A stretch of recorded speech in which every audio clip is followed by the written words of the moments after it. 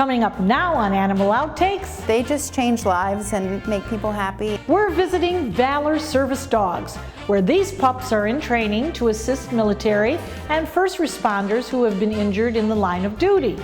Ah, ants! Totally ruined my donut. There may be a simple way with ingredients from your kitchen to keep these guys away. And It's not something an alligator would ever do. Hold right there. there are all sorts of animal jobs out there, but it takes a real daredevil to do this one. This and much more straight ahead on Animal Outtakes.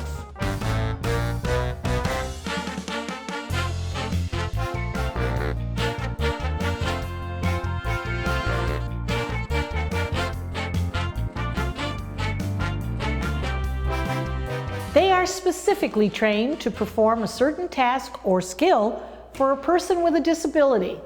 This, of course, the definition of a service dog. These are special animals who really become an essential part of their handler's life. Now, a dog doesn't become a service dog overnight. It takes years of training, dedication, and hard work for all involved.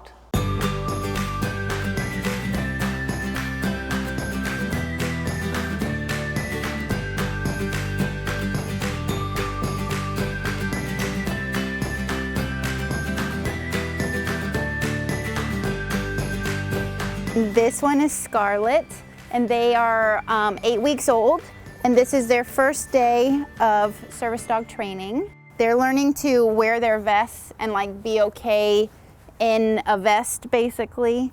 They'll learn their names and to come when they're called, not with a command, but just with a silly sound.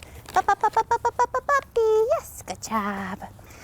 We train dogs for veterans and first responders with mobility injuries and post-traumatic stress. So for our veterans, kind of the eligibility is combat wounded or having been deployed to a combat zone. If it's a dog for post-traumatic stress, if it's a dog for mobility purposes, they either had to be injured in combat or in a training simulation. And for the first responders, it's basically the same thing if you think of it in line of duty. You mentioned that your husband was at Walter Reed for 3 years. That's a long time. He put in a lot of sweat to get well. Does he have a service dog? Yes. So my husband was blown up in 2012 by a roadside bomb. He lost his leg, broke his back, lost his spleen, broke all of his ribs. And we were there for 3 years. He had about 40 surgeries. Most of it was spent just learning to walk on a prosthetic. And his goal was to be able to run again. So he stayed in physical therapy until he could run on a running leg. While we were living there, I kind of got introduced to service dogs for veterans, and I started working for the government teaching other people how to train service dogs, and then after a few years just decided to start my own nonprofit. So the puppies go home today with their puppy raisers, so it's just a lot to get them in the door, kind of assess their personality, and then pick the right puppy raiser for them, and then get their puppy raiser, up to speed on everything they'll need to know to take this new puppy home. It's very different than taking home a pet. There's a lot more that you have to do with them. All within this first week that a puppy raiser has them. They have to get exposed to escalators and the bath and a blow dryer and sirens, and so it's not like taking a normal pet home where you just take them home and play. It's like the moment you leave here, work has begun, and it will stay that way for 2 years. That's it. Get your leash. Come on. That's it. Get your leash. That's it. That's it. Yes. That's it. This is Mia. And Mia has lived with us for, about a year or so. That's it. No, that's it. That's it. She goes everywhere we go. She is in a constant state pretty much of training. So starting in the morning, she has to get her bowl, and she closes cabinets in the kitchen, and then to go out, she gets her vest and she gets her leash, and just constant commands. But then when we come in from a walk or something like that, the vest comes off and she's just a dog. A puppy is only as good as its handler. So if we kind of had different rules for every dog or every puppy raiser, our dogs would turn out all over the place. So little rules like they're not allowed to make up their own words or commands. So we have a very specific list of commands that they can use. So even adding a word here and there can throw the dog off, which can then make it more difficult when we're trying to hand the dog off to its recipient. If each dog had its own vocabulary, it's going to take a lot more to kind of train the recipient. So little things like that where the rules are just the rules and there is no wiggle room kind of helps us to just keep it all very consistent. We look at every little thing and then figure out what's going to be best for the recipient. Mia is going PTSD for a couple of reasons. She's really small, so we wouldn't put her mobility. And then in addition to that, she's slightly less reliable, I would say, so we can't put her with a mobility compromised person. It doesn't mean that she's ever, bad, but she does occasionally put a little bit of tension on the leash. So if someone has no arms and legs, that's very dangerous. One of the things that they learn with the PTSD cues is that and we practice this at home, she might be lying down somewhere in the house, and I just say her name and then maybe start shaking my leg or put my hands like this. And when she sees that, she's supposed to get up and come over and break up that. Those are things that people that are experiencing anxiety do. They'll cover their face, they shake their leg, or they rub their hands together. And so she's trained to pick up on that and come over and interrupt it. And who cannot feel better if that golden face is all of a sudden right there loving on you? We love her, but we know that she's got a bigger purpose. I think with dogs, no matter what kind of day you're having, they're happy that you're there. So you can be in the worst mood, and a golden retriever or a lab is just gonna be like, hi, what can I do for you? And they love everybody equally. So it doesn't matter, if it's the first day that they've met their recipient or they've been working together for 10 years, the dog is bonded with that person. And I think that they're just like a judgment-free best friend. They don't perceive negativity. No. Everything is positive and happy in their life. Wouldn't it be wonderful if they were all like that? Wouldn't that be nice? For more information on Valor Service Dogs or to learn how you can help, visit their website, valorservicedogs.org. Coming up next on Animal Outtakes, They may be tiny, but they are mighty and they will ruin your lunch. Coming up next.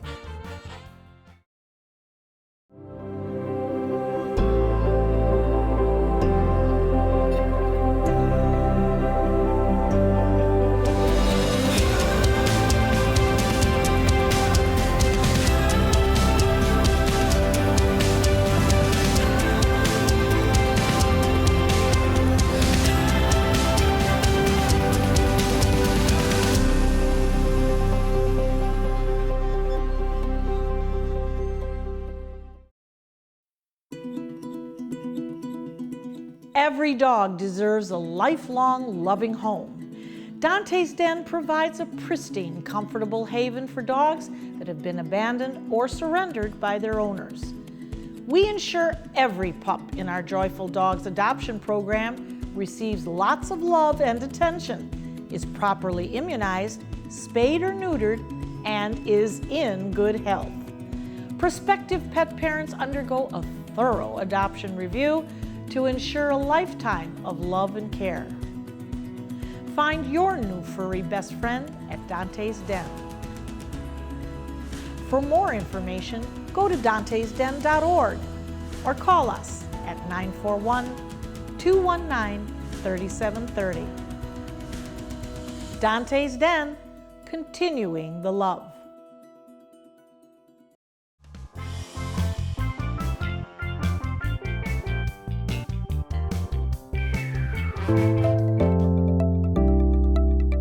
My name is Dr. Tracy Fanara, research scientist and environmental engineer.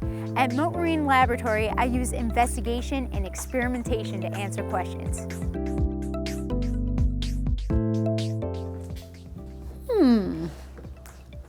Donuts. Maybe a hard pass? That is like the worst trick ever. A whole box of donuts completely ruined by a ton of ants. I know this is Florida, there are ants all over the place, but in my donuts? I heard that there's a way that you can keep ants away by using either cinnamon or peppermint.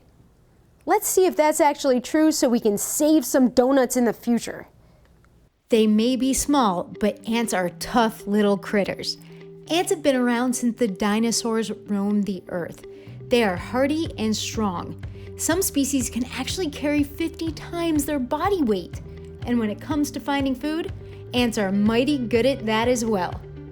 Ants are able to communicate by using their pheromones or chemicals that they release from their body. These can trigger responses from other colony members like danger or I found something yummy. So I have some fresh donut holes right here. No ants on them whatsoever.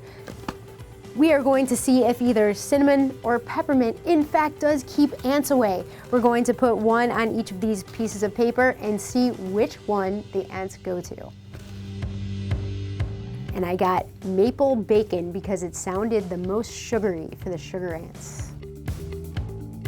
There we go. Lots of sloppy for you. So there you go, the icing on the cake. Come here, ants. First, we're going to put the cinnamon around the donut. Wow, that donut is maple bacony. Tell you what. All right, that's a nice little ring around there, right? All right, now we have peppermint. We're going to put the peppermint around this one. Ooh, gotta be very careful. Oh, yeah, very careful with this one.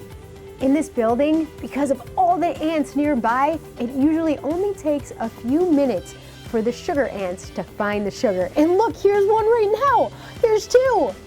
It didn't take that long at all. Let's see what happens. Wow, check this out. After leaving these donuts out for about 5 hours, ants found their way to food. They loved this donut, which had no border, no additives at all. But the donuts with cinnamon and peppermint weren't touched, not a single ant. We can assume that the strong smell of peppermint and cinnamon actually deterred those ants. So in many places around the world, insects is a major part of their diet. But I don't know about you, but I'm not eating ants unless I absolutely have to. So that goes to the compost. The insects have already started. Another way to keep your food safe is to keep it in a reusable container. Haha, no ants getting to you, chocolate donut. Remember guys, anyone could be a scientist or an engineer with some passion, hard work, and innate curiosity of how the world works. Coming up next on Animal Outtakes, this is one animal job that is not for the faint of heart. There's a certain amount of courage and maybe even craziness you need to have.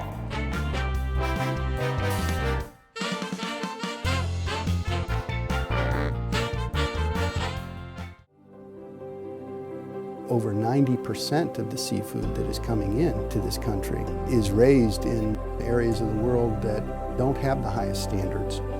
And so our approaches are aimed for two things. One is to help feed the world. The second is to do it in an environmentally friendly and sustainable way.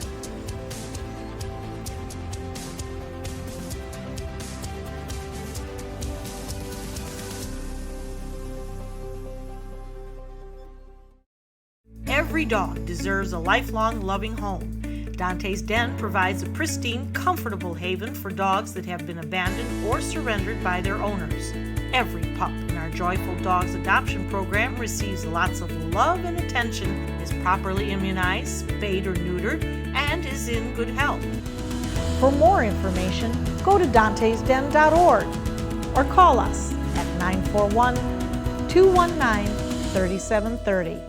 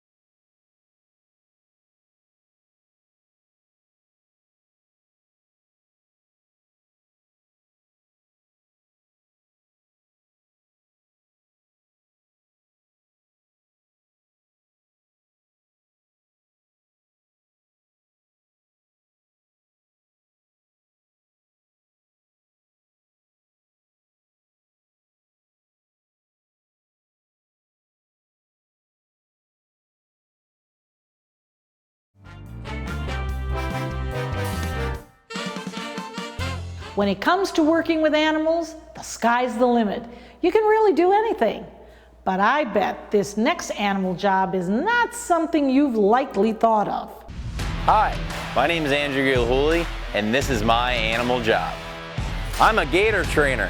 One of the main reasons we do this training with them, this is great enrichment for the animals. It really keeps their lives interesting, it keeps them stimulated, but also it helps aid in their own veterinary care. So what we can have them do, I can ask them to come over to me, hold still, and then work safely around them. So what I'm going to try to do right now is just work on some desensitization with Crusher, which is just a big fancy word saying getting him used to the touch. So I've got my knee all the way under him. I'm asking him to hold still the whole time, and then I'm just going to get him used to facial touches, because yeah, one of the reasons we do this is if a veterinarian ever had to come in here and kind of do any kind of workup of Crusher, if he needed to kind of check out his eyes, his ears, his nostrils. So I'm actually taking my fingers, rubbing them all along his eyes. This doesn't hurt him or anything like that, but he could definitely feel this.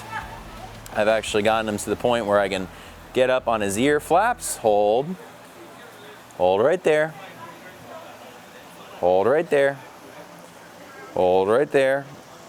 And I've actually gotten this boy to the point where if I ask him to hold still, I can do some tooth desensitization. I'm actually an aspiring alligator dentist, so hold right there.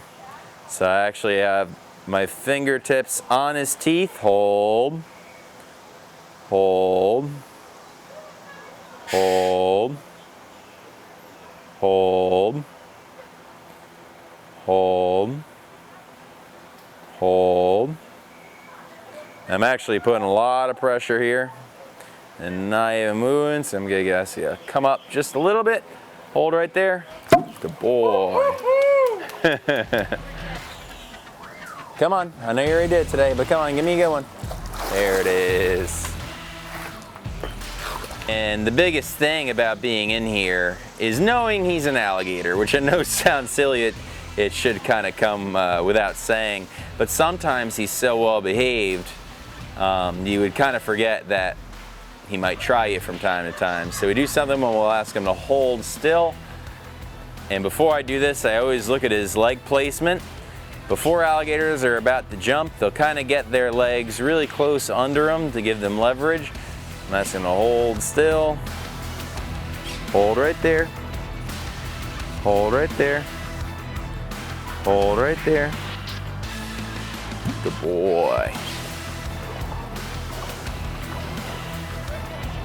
So this is actually a behavior we're trying to train, because some people will think he's so like sluggish and doesn't do anything, so we're trying to get him to spin on command. So let's, right like that. Good boy, come on. There you go. Yeah. Phew! How would you like to have that job? Stay with us. There's more animal outtakes coming up next.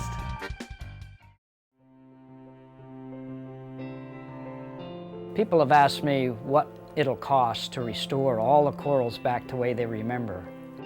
But I have to ask them, what will it cost if we don't do anything?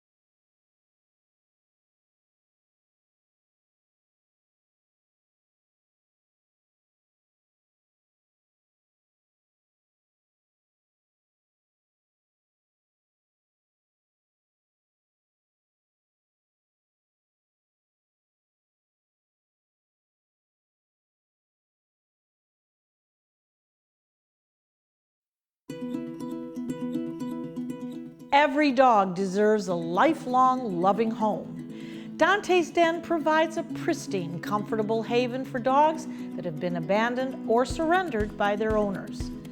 We ensure every pup in our Joyful Dogs adoption program receives lots of love and attention, is properly immunized, spayed or neutered, and is in good health. Prospective pet parents undergo a thorough adoption review to ensure a lifetime of love and care. Find your new furry best friend at Dante's Den. For more information, go to dantesden.org or call us at 941-219-3730. Dante's Den, continuing the love.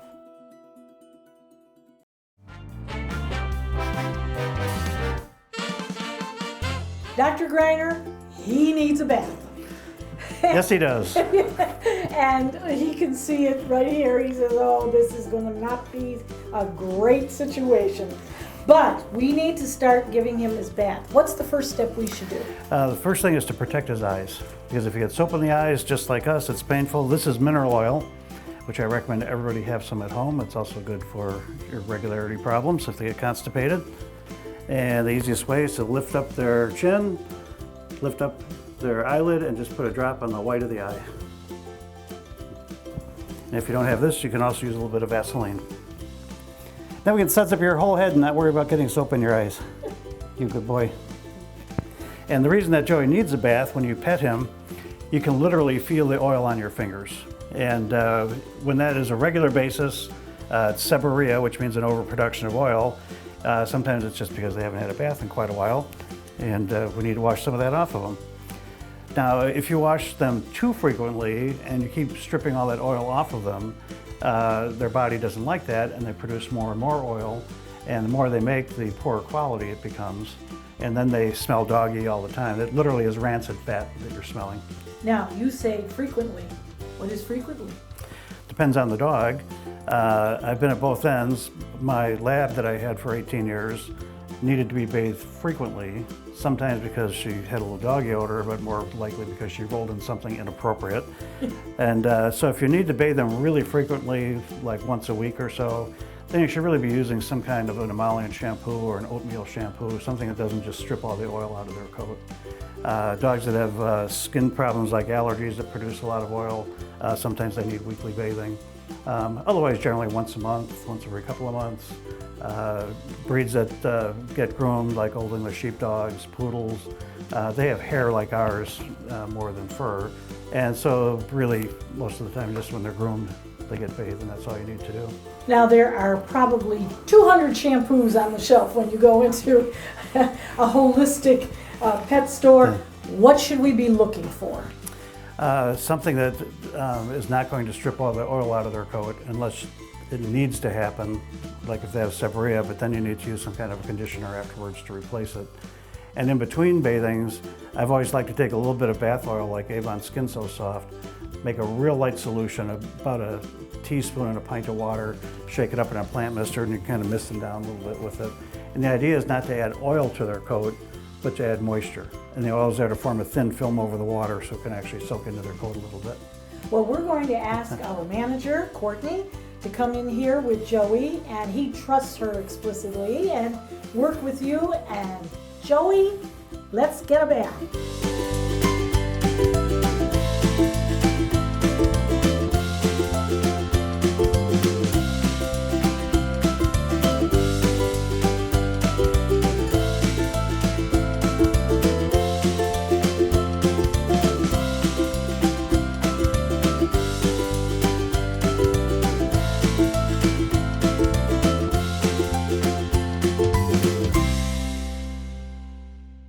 Outtakes is produced by Dante's Den Foundation, a nonprofit group dedicated to creating the best life for dogs. If you would like to learn more about Dante's Den, donate, or volunteer, visit our website, dantesden.org. We hope you had fun and learned a thing or two along the way. We'll be back here again next week with even more animals and some wild adventures. Until then, thanks for watching. Takes a rear. Okay. But it takes a real I can't get it out. Real daredevil jobs out there. But it takes a real. Huh? We'll just stand a little over here. It's a good sign of common sense. Get away from the giant alligator. Now, you guys will be totally fine in here, though. I mean, he only tends to eat on like Tuesdays, so I think we're fine. I think we're good. We are filming on Tuesdays. Oh, is it? Yeah. Oh, okay. Well, we'll see how it goes.